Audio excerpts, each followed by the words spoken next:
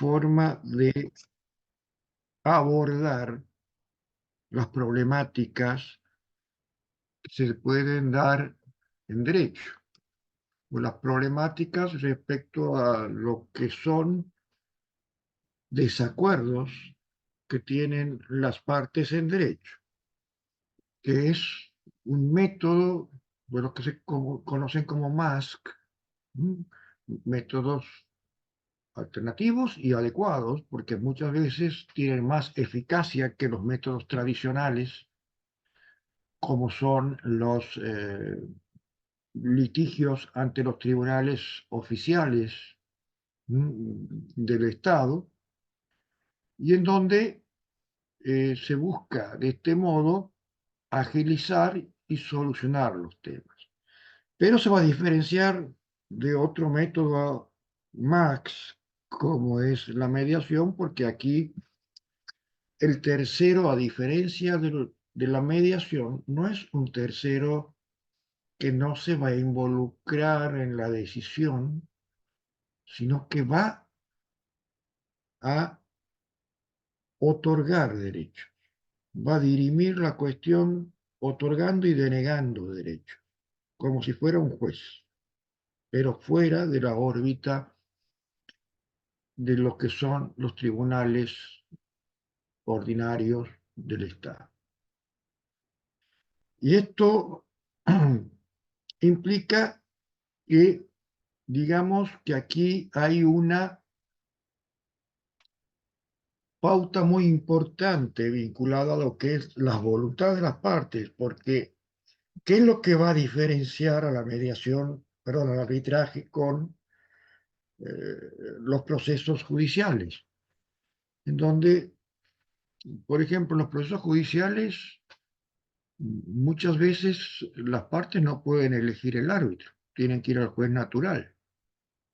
Aquí el árbitro y los que van a ser el secretario también de ese árbitro va a ser elegido por las partes. Las partes se ponen de acuerdo quién va a ser el decisor de sus cuestiones. Aquí las partes pueden fijar con el árbitro ya designado a instancias de sus acuerdos que han llegado para determinar quién es el árbitro, pautas procesales que no necesariamente pueden coincidir con las reglas que establece el Código Orgánico de Procesos, pautas especiales, siempre y cuando estas pautas especiales estén dentro de la libertad de la voluntad de contratación y que no afecte el orden público. Entonces, vamos a tener que ver que aquí, como el mediador y como va a tener que tomar decisión, va a haber variables psicológicas que debe manejar un árbitro. Variables psicológicas en lo que son las inferencias que el propio árbitro va a tener en el desarrollo de su función y variables que, en cierto modo, va a tener que percibir de los sujetos que son parte de ese proceso de mediación. Recuerden que el mediador no necesariamente, perdón, el árbitro no necesariamente es un profesional abogado, ¿no? Puede haber casos en que el árbitro puede ser de otras profesiones, de otras incumbencias disciplinares, y en donde, en cierto modo, aquí es importante también los aspectos interdisciplinares que entran en juego. Así que con esta introducción vamos a ir a ver qué aspectos psicológicos juegan en un proceso de arbitraje. Voy a compartirles una diapositiva, a ver si la encuentro, acá lo tengo. como para que me puedan ir siguiendo. Ustedes me dicen si la están viendo. Creo que sí. Sí, Al menos doctor. así me dice la, la inteligencia artificial que nos estamos manejando. Y como vemos allí, estos aspectos psicológicos está en base a lo que es concretamente el proceso de arbitraje, porque sabemos que, como habíamos dicho al comienzo, es un mecanismo de resolución de conflictos que va a ser utilizado en forma alternativa a lo que es el proceso judicial. Como también es la mediación, es una intermediación en un conflicto entre partes. ¿Qué necesitamos primero? Que haya partes que generen un caso y que ese caso sea una problemática que evidentemente ellos no pueden ponerse de acuerdo, no pueden dialogar, pero aquí no se va a buscar allanar que esas posiciones se concilien, o al menos no va a ser la tendencia prioritaria. Aquí ese tercero va a escuchar lo que son las peticiones de cada parte en función de la confianza que le han depositado ambas, porque la elección del árbitro, vuelvo a decir, o del organismo de arbitraje, es producto del acuerdo de voluntades de esas partes que están en conflicto. Por eso, quizás sea el método que se aproxime mayormente a lo que son los procesos propiamente judiciales, aunque tiene sus diferencias, para sustituirlos. ¿Y por qué muchas veces las partes quieren sustituirlos? Porque existe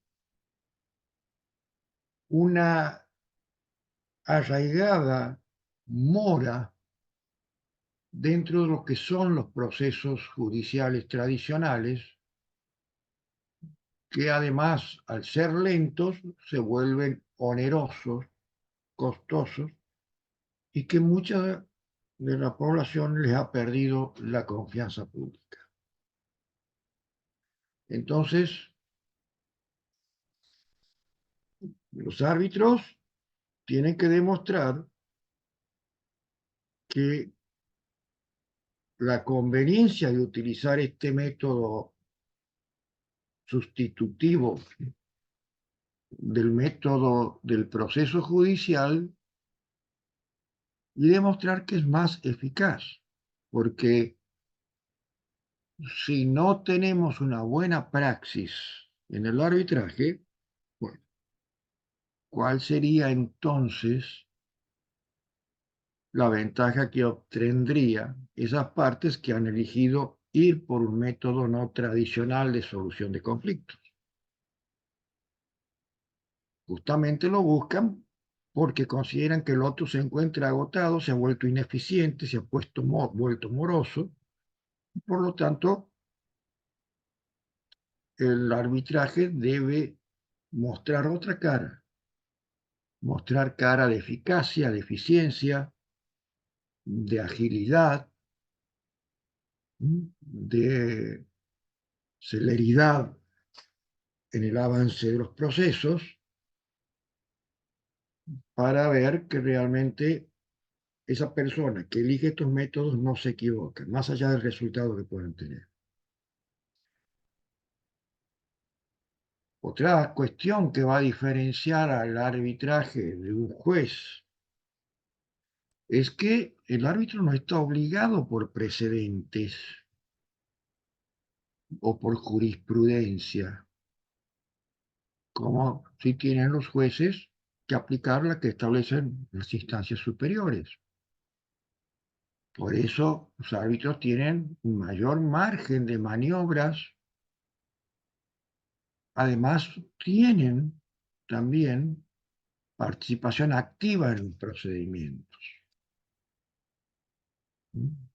Pueden decidir qué pruebas van a ser aceptadas, qué pruebas no son aceptadas, pueden incidir en el interrogatorio de testigos y tomar decisiones de los remedios más apropiados para que este proceso arbitral llegue a buen tiempo y en tiempo oportuno. Pueden también los árbitros hacer inspecciones en sitios fuera de las salas de audiencia, pueden de oficio llamar a testigos expertos, buscar pruebas adicionales aunque no lo pidan las partes, porque aquí no existen principios de congruencia, sino lo que el árbitro considere que le es útil para solucionar la problemática que le es puesta a resolver. O sea, ustedes pueden ver que tienen acciones que normalmente no les es permitido a un juez o un tribunal. Y todas estas cuestiones inciden también en aspectos psicológicos que, como decía, pueden influir en el proceso y en la toma de decisiones. Y que para eso tenemos que tener presente que esto también es un producto cultural como el derecho. Y al ser un producto cultural, vamos a llamar producto, no sé si alguien pregunta allí, un producto cultural. El producto cultural es porque es producto de la razón humana, pero si bien los seres humanos somos perfectibles, no somos perfectos, porque si seríamos perfectos seríamos como semidioses o dioses, y tenemos falibilidades. Entonces, nuestras inferencias racionales pueden estar viciadas de errores, esto también es válido para los jueces, que pueden influir negativamente en la toma de decisiones. Y ustedes me dirán, y bueno, pero si nuestra naturaleza es falible, ¿qué le vamos a hacer? Sí, ¿qué le vamos a hacer? Pero es mucho más fácil equivocarse sin saber cuáles son esos procesos psicológicos que están presentes en toda toma de decisión sobre derechos de terceros, porque nos permite estar atentos a cuando se van a producir esas fallas de nuestra falibilidad, a que si no la tenemos presente se produzcan sin que nos demos cuenta. O sea, el hecho de conocer genera mayor posibilidad de evitar errores que si no conocemos esos procesos psicológicos, los errores se cometan sin que ni siquiera nos demos cuenta. Por eso vamos a analizar cuáles son estas pautas psicológicas, implicancias en el arbitraje, fundamentalmente recomendada por las grandes escuelas americanas, que son las que a través de sus investigaciones están a la vanguardia de estos tipos de metodologías de resolución de conflictos, como son las universidades de Harvard o la Universidad de Yale en los Estados Unidos u Oxford en Inglaterra. Entonces, entramos a meternos en esas pautas que veníamos anticipando necesarias a tener en cuenta y que tiene que estar siempre presente en todo aquel que se precie como buen mediador o que considere que realiza buena praxis en la función de mediador. La primera de ellas es evitar las hostilidades. Obviamente, a la mediación puede venir cualquier tipo de casos, y a veces casos muy complejos y a veces casos muy problemáticos de enemistades entre las partes.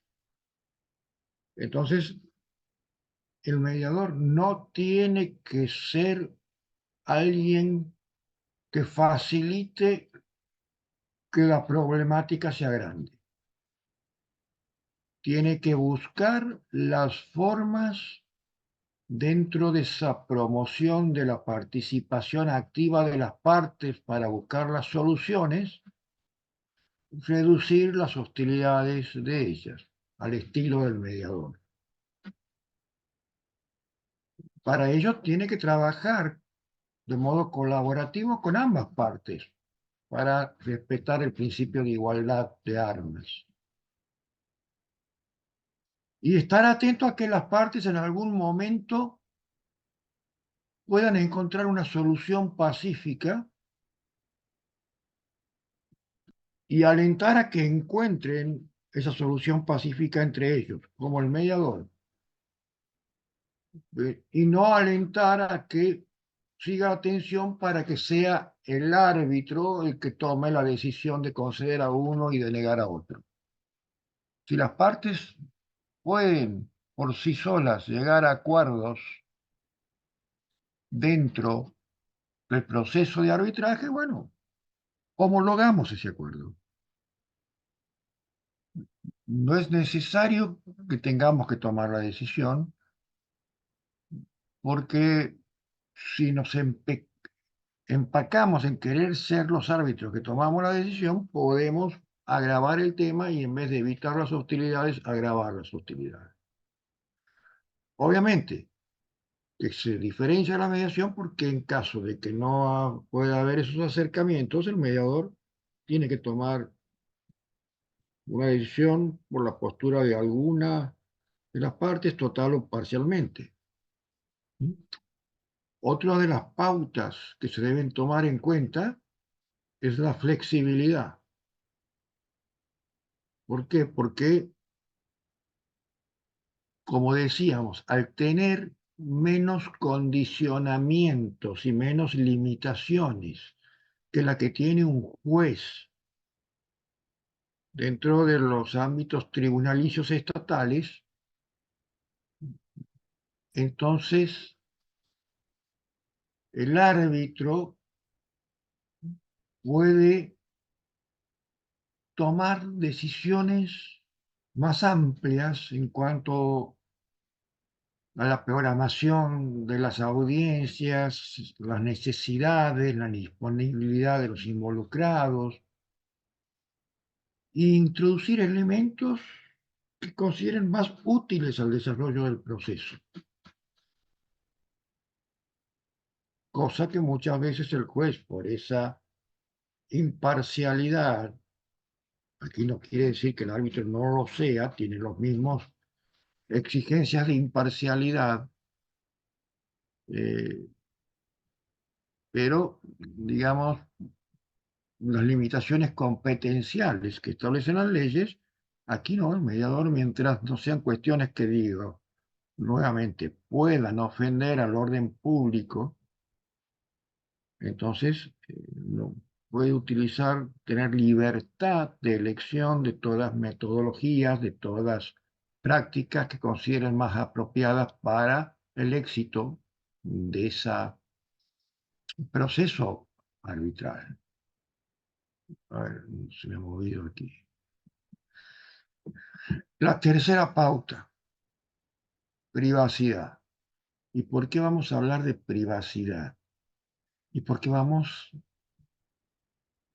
a ser depositarios de datos sensibles, incluso de datos de intimidad de las partes? Y por eso tenemos un compromiso de confidencialidad. Por ejemplo, si esas personas son públicamente expuestas, son personas mediáticas, no vamos a ir nosotros a los programas de televisión para hablar todas las cosas que llegan al conocimiento, porque nosotros somos los que dirigimos un proceso arbitral. Eso sería faltar totalmente a los principios éticos que vamos a ver en las otras clases. Por eso tiene que generalmente todas las audiencias llevarse a cabo en forma privada y no divulgarse. Además que las partes tienen que firmar y el mediador les tiene que hacer firmar también un compromiso de confidencialidad de todo lo que acontezca durante los procedimientos hasta la resolución final. Sobre todo porque esa privacidad va a beneficiar aspectos dentro de esa disputa que puedan resultar vergonzosos o revelar información privada que hace a la intimidad de las personas. Vinculado con todas estas pautas también está la cuarta, que es la transparencia, y donde vamos a hablar que además de la privacidad, eh, se tenga que buscar un equilibrio porque privacidad no implica que vamos a ocultar cosas, especialmente alguna de las partes, ¿no? Que no tiene que haber transparencia en las decisiones para ver que el árbitro es imparcial. Tiene que mostrarse imparcial, tiene que ver que no tiene nada de ocultar, que no tiene ningún acuerdo con alguna de las partes para beneficiarla indebidamente, etcétera, etcétera. Si bien las decisiones de arbitraje no son de acceso público, pero si está en la duda la imparcialidad y la justicia de procesos, puede hacer conocer aspectos que sin afectar la privacidad haga ver que es un proceso transparente. ¿Cuándo pueden darse estas cuestiones de falta de transparencia? En situaciones que, de cierto modo, puedan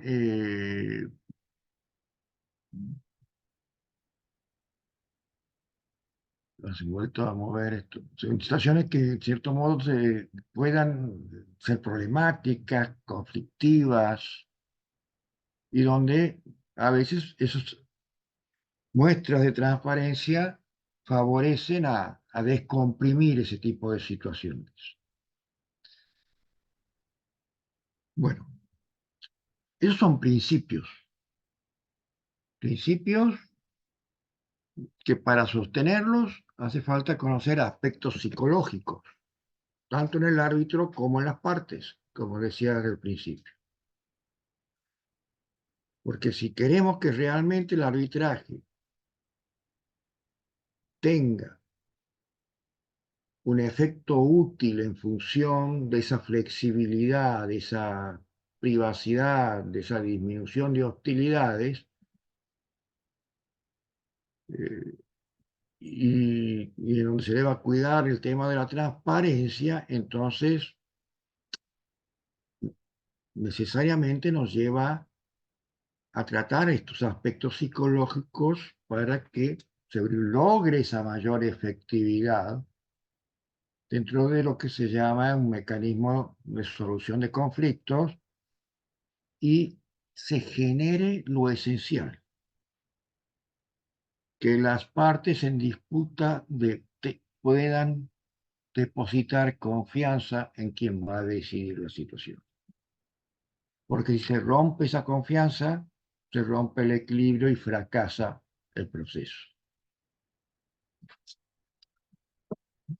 Vamos a ver ahora características que hacen y justifican que se tengan en cuenta la necesidad de no soslayar, de no tener en cuenta lo que son estos aspectos psicológicos en el arbitraje.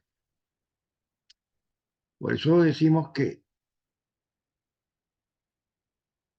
al ser tanto la negociación, la mediación y el arbitraje, procesos distintos pero relacionados, como veníamos diciendo,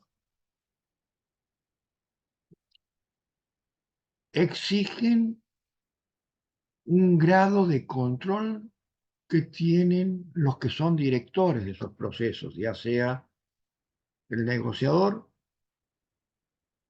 el mediador o el árbitro. Porque si el que pierde la cabeza y pierde los estribos son los directores, imagínense en qué termina el proceso. ¿Mm? Y es muy fácil cuando la situación es muy problemática. A veces son complejas. No les va a venir cositas fáciles. Por algo están pidiendo un tercero que tenga que intervenir para dirimir las cuestiones.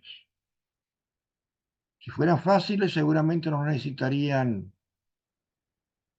promover un proceso de arbitraje, ni iniciar una demanda judicial, ni promover procesos de mediación. Por eso debe haber un alto grado de control sobre el proceso de quienes son estos directores y donde puede haber acuerdos previos respecto a las reglas de juego que se van a fijar. Entonces, todo esto tiene que respaldarse en función también de lo que son las finalidades de los procesos. Por ejemplo, los mediadores trabajan con las partes para ayudarlos a desarrollar y respaldar un acuerdo. Ellos no deciden. En cambio, los árbitros escuchan a las partes que si no llegan a un acuerdo, impone una decisión forzosa a favor de alguna de ellas.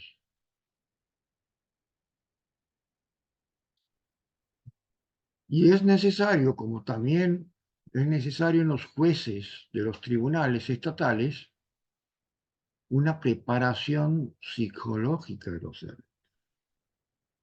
Los consejos de la judicatura para autorizar un árbitro también exigen un examen psicológico como le exigen a los jueces. Esa preparación psicológica cuando se trata de un proceso de arbitral es indispensable para decir que se llega a decisiones justas y eficientes. ¿Mm? ¿Y qué es lo que debe estar presente en esa preparación psicológica de un árbitro? Primero, lo que se dice, lo que se da en llamar mantenimiento de niveles óptimos de activación y concentración. ¿Qué significa mantenimiento de niveles óptimos de activación y concentración? Un nivel alto sobre lo que son las cuestiones de la problemática. Así nos evitamos imprevistos, sobresaltos, sorpresas, y se toma una decisión que garantice que es la mejor y más adecuada, a prueba de errores. Por ejemplo, si las partes están alegando cada uno sus derechos, y yo estoy con el teléfono celular chateando, no me concentro en lo que me dicen las partes. Eso no puede hacer un mediador. Teléfono afuera, durante la audiencia. Y exigiendo también a las partes que afuera los teléfonos. Porque si no, no tenemos ese ámbito de nivel óptimo de activación y concentración. Nada nos puede distraer, nada más que lo que son aspectos propios del proceso que se quiere solucionar mediante un arbitraje. En segundo lugar, manejo de la información. ¿A qué nos referimos cuando hablamos de manejo de la información? Que tenemos que estar bien informados de todos elementos que constituyen el problema que tenemos que solucionar. No podemos, sin recabar esta información, incluso de las mismas partes, solucionar el problema si no sabemos de qué se trata. ¿Mm? Tampoco tenemos que pretender caer en lo que se llama la sobreinformación, porque allí puede llevarnos a cuestiones que por sobreabundancia perjudiquen el proceso.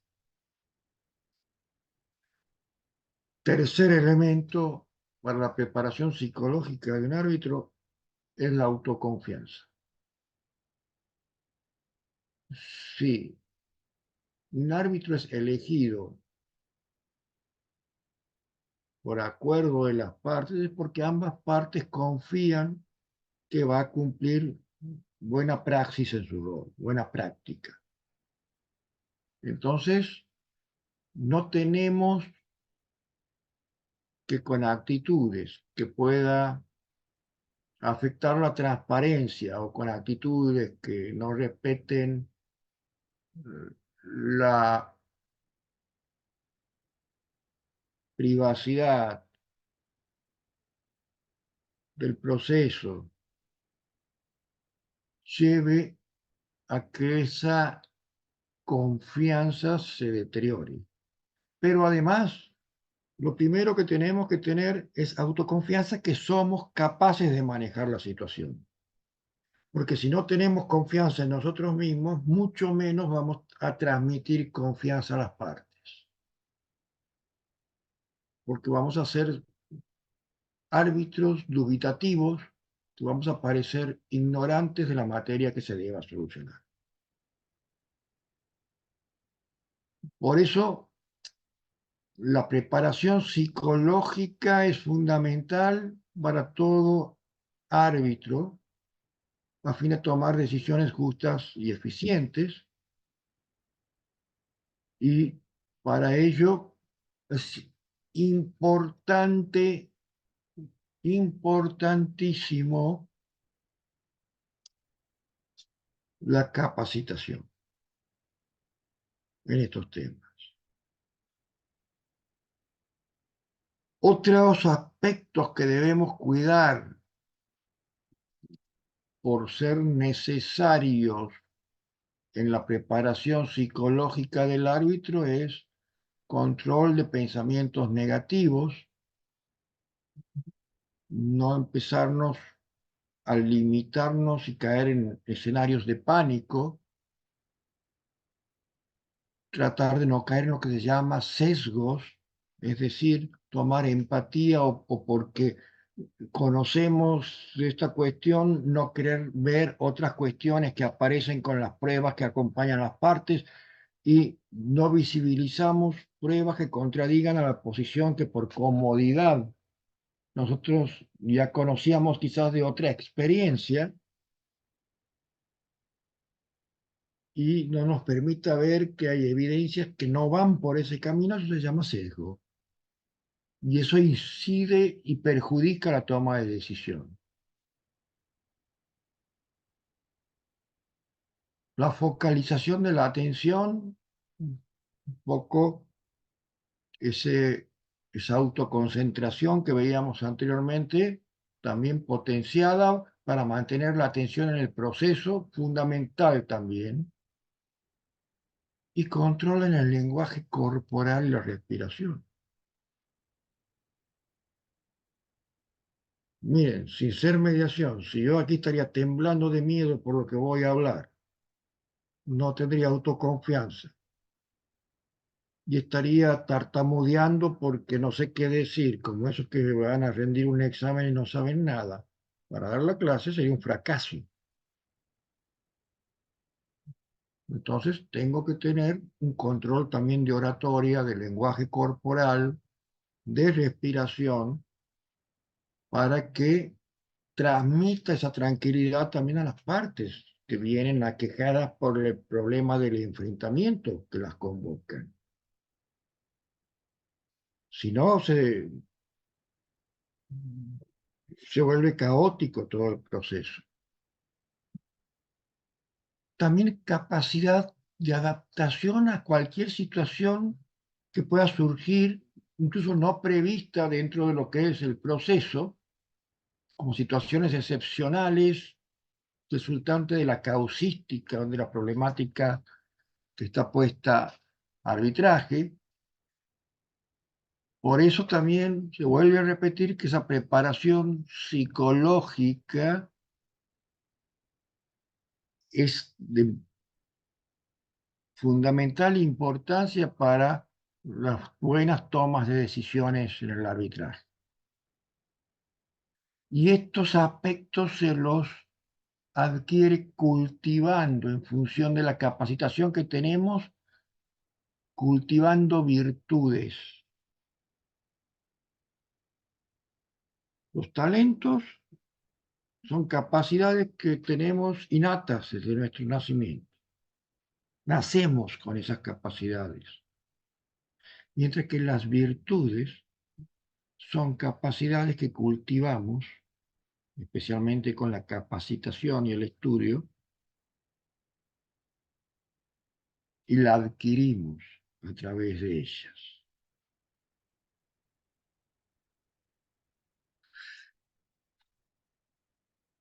Y esto es importante, los famosos sesgos cognitivos, que ya un poco había anticipado anteriormente. ¿Qué son estos sesgos cognitivos?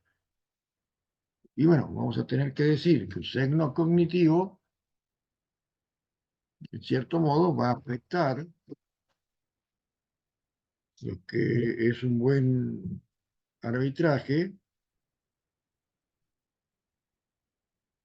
y en función de ello,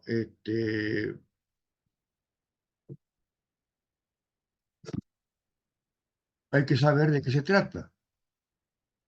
Y como dice ahí la diapositiva, todos, seamos árbitros, jueces o seamos integrantes de una familia, tomamos durante el día decisiones.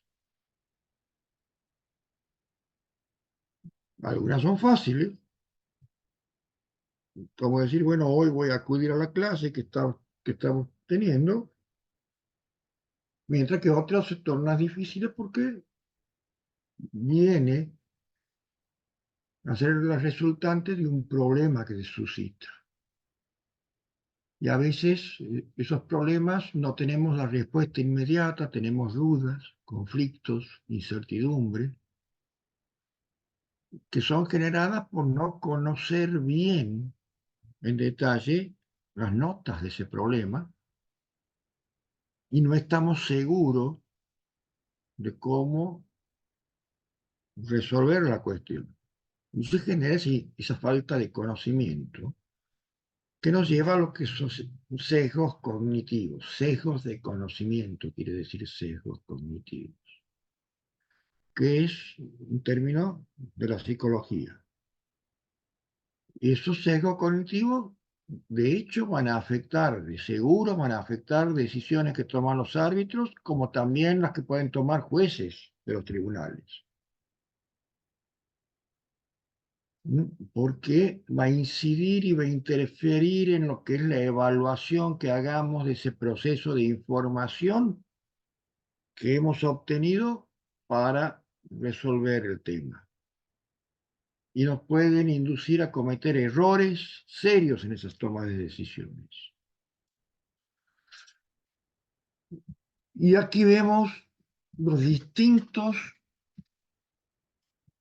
sesgos que pueden aparecer a la hora de esas tomas de decisiones.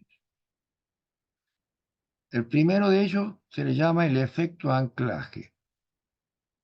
Ejemplo de anclaje es aquel que tiene todo decisor, especialmente jueces y árbitros,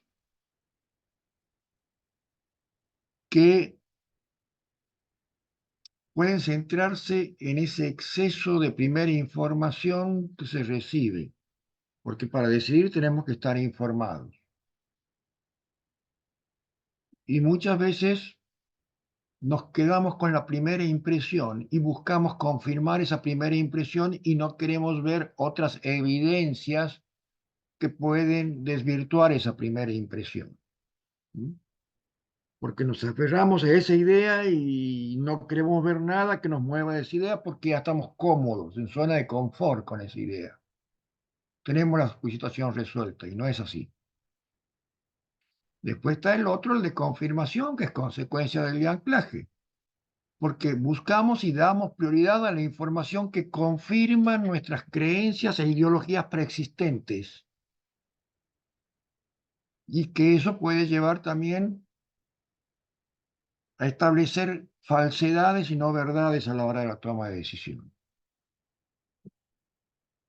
Después hay una que en psicología se llama la maldición del conocimiento, que es otro sesgo que pueden tener árbitros y jueces a la hora de solucionar un problema, sobre todo cuando es complejo, en relación a la perspectiva vinculada a lo que es la falta de conocimiento que puede limitar la comprensión de esos hechos del caso y la toma de una buena decisión. El cuarto ejemplo de un sesgo de conocimiento es el perjuicio de la retrospectiva. Este perjuicio de la retrospectiva nos dicen que podemos creer que se podía haber predicho un evento una vez que ya ha sucedido y que se va a volver a decir, bueno, en este caso pasa lo mismo, sin ver lo que son realmente las circunstancias del caso actual, que puede ser diferente, pero por una analogía en alguna faz que tenga con una experiencia anterior que hemos tenido, lo asociamos a esa retrospectiva en cuanto a establecer, digamos, la solución del caso, que son vicios en la toma de decisión. Y por último está el efecto de arrastre, cuando nos vemos influenciados por decisiones de otros colegas en casos similares, de otros ámbitos, y que no necesariamente son buenas decisiones, ¿m? Y que podemos llevar a validación social y toma de decisiones de solo conformidad que nada tienen que ver con el caso que estamos tratando de resolver. Esto nos lleva a recapitular y decir que hay que tener en cuenta que es importante reconocer la existencia de que pueden aparecer estos sesgos cognitivos de un modo consciente y que nos puede afectar la imparcialidad de la decisión que tomemos. Porque si estamos atentos lo vamos a poder evitar, y como decía al principio. Y si no estamos atentos, pasan desapercibidos y están presentes y no nos damos cuenta y vician nuestra decisión. Entonces, ya estamos preparados y tomamos estrategias porque sabemos que están presentes para minimizar los impactos que estos sesgos propios de nuestra naturaleza humana falible nos pueden perjudicar y tomar las previsiones para no caer en ellos. No quiere decir que pese a ello no caigamos, pero es menor la posibilidad que así os acontezca. Otros aspectos de estos sesgos cognitivos pueden estar sujetos a reclamos de objetividad e imparcialidad, como también había dicho, cuando hay falta de transparencia, y eso puede darse también cuando tenemos mucha carga de trabajo, diversidad de temas que tenemos que resolver. Es decir, bueno, mientras nos dediquemos a un caso de arbitraje, sí, pero puede ser que tengamos mucha requerimientos de que seamos árbitros y tengamos que ser árbitros de muchos casos y que al día tengamos que atender audiencias, varias audiencias en distintas causas. Y eso puede llevar a que eh, no tengamos la capacidad de reflexionar sobre estos aspectos psicológicos y por la urgencia de los casos nos dejemos ganar por estas ideas sesgadas, ¿eh? Incluso que tienen dispersiones emocionales por empatías con determinadas cuestiones de la experiencia propia que trasladamos a los casos y que esos conocimientos privados nada tienen que ver con el caso que tenemos que decidir. Ya estamos llegando ya a las últimas notas de esta clase. ¿Cómo vienen estas investigaciones? Esto lo han investigado eminencias de la psicología forense como Bersky y Kahneman, que titularon esa investigación Juicio bajo la incertidumbre ya en la década del 70, en donde desarrollaron toda la influencia de las gamas disciplinarias en donde aparecen estos sesgos. También un gran jurista suizo, Mark Weiser, publicó una tesis doctoral en 2005 referida a estas cuestiones, en donde decía que estos perjuicios son propensos para jueces y árbitros, y si bien el tema es de relevancia en los ámbitos del sistema constitucionario, del common law, pero también en los países del derecho civil, como nos llaman a nosotros, el civil law, los americanos, de los ámbitos codificados europeos, que heredamos la tradición jurídica, tienen alcances en la influencia de la decisión. Por eso es importante tenerlo presente.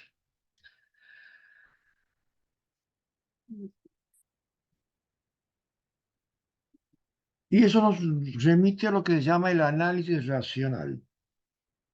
¿Y de qué vamos a hablar cuando nos referimos al análisis racional? Son a todos los vicios del razonamiento, ¿sí? Cuando nuestro cerebro nos engaña, ¿no? Y ahí están vinculadas razones heurísticas, reglas empíricas, que aparecen a la hora de tomar decisiones, y esto viene muchas veces que tomamos como ciertas cuestiones falsas que no sabemos distinguir, y eso aparece sistemáticamente. Lo bueno es que estas falacias que pueden viciar nuestro razonamiento, las podemos evitar, como decía, porque son predecibles, teniéndolas presente, que pueden aparecer en el momento que tomamos una decisión. Y eso nos permite reaccionar y corregir las conductas. Bien, llegamos al final de la teoría. Estos minutos los dedico si quieren hacer preguntas, quieren comentar las cuestiones que hemos abordado. Bueno, quedo a su disposición, así que los escucho. Dudas que tengan.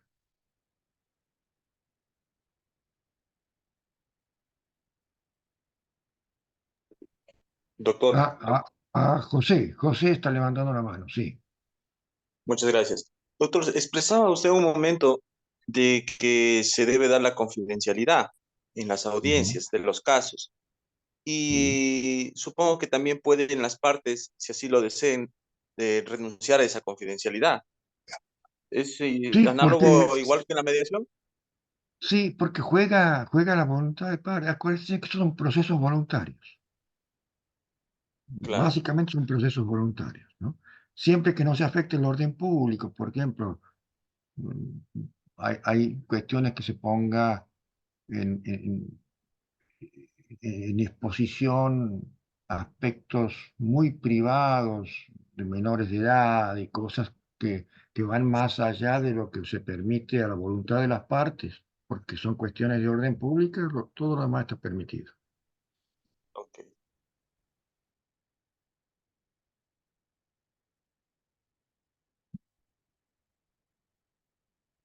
¿Alguna otra pregunta o duda o comentario?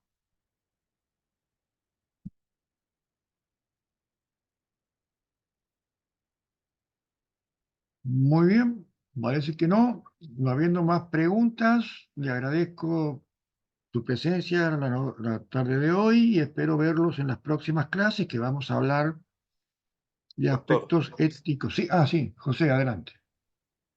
doctor, antes de culminar en un resumen pequeñísimo, ¿Mm? los beneficios del arbitraje. Los beneficios del arbitraje es justamente que muchas veces la burocracia judicial procedimental hace que se prolonguen indefinidamente los procesos. Muchos de los ciudadanos ya no tienen confianza en los aparatos judiciales. A mí me toca dar clases en maestrías eh, y otros cursos de posgrados allí también en Ecuador, y esto no pasa en Ecuador, pasa, y los colegas me dicen que se quejan de los jueces. Estadísticamente los poderes judiciales, mire que yo pertenezco a una alta corte aquí en la Argentina, pero es uno de los poderes más desconfianza tiene la gente, sobre todo porque no tienen origen democrático, no hay elecciones directas, salvo en algunos países como en Bolivia o en los cortes estaudales de los Estados Unidos, si no son mecanismos de segundo grado, entonces las partes se sienten más confiadas si ellos pueden elegir quién va a ser su juez. Y obviamente también no tener que cumplir plazos procesales que a veces alargan los procesos, sino establecer propias reglas de decisión que son acuerdos previos antes de iniciarse el proceso, ya cuando se elige el árbitro. Que el árbitro es elegido por sus condiciones que las partes consideran técnicas, éticas, etcétera, etcétera. No lo eligen al azar. Y menos que se puedan poner de acuerdo dos partes que están enfrentadas para decir, bueno, estamos de acuerdo que este señor, José Cajilima, sea quien decida nuestros derechos. Ok, gracias.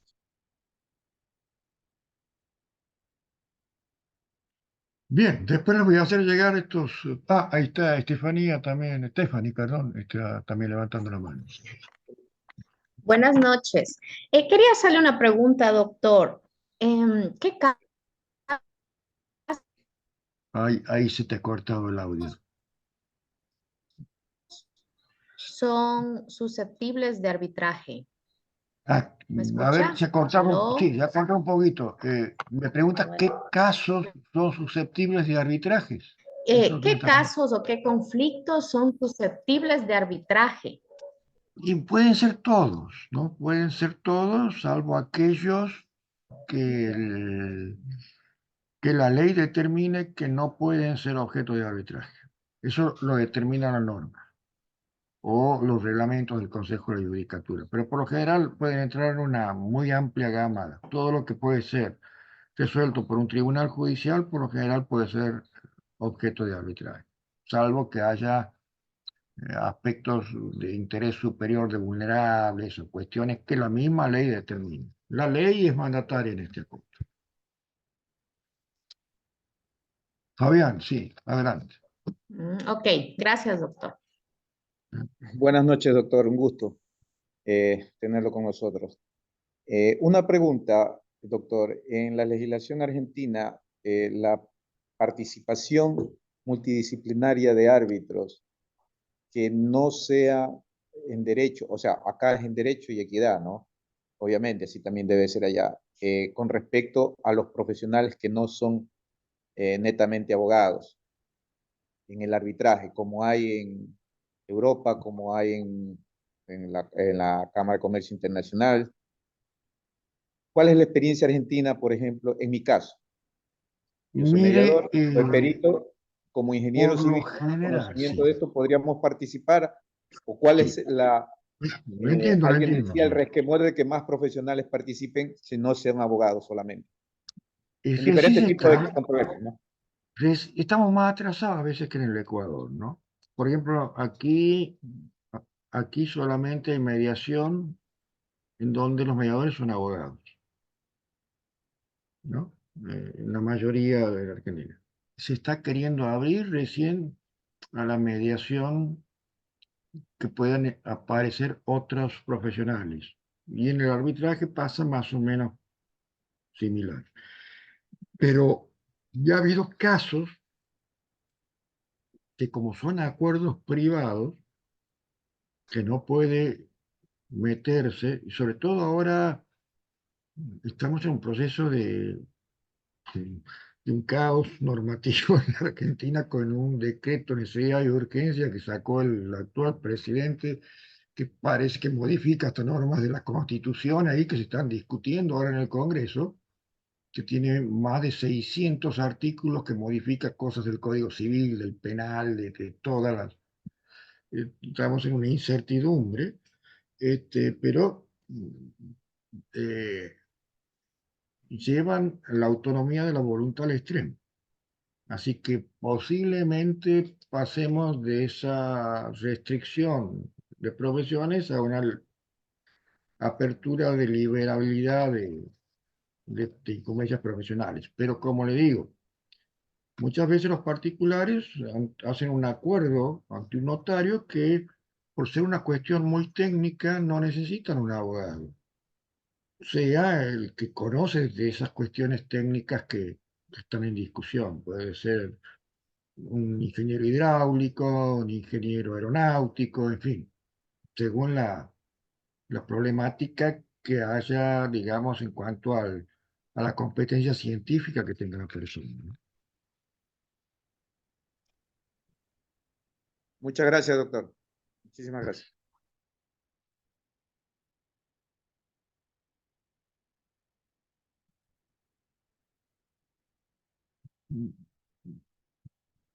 Bien, no sé si hay más preguntas.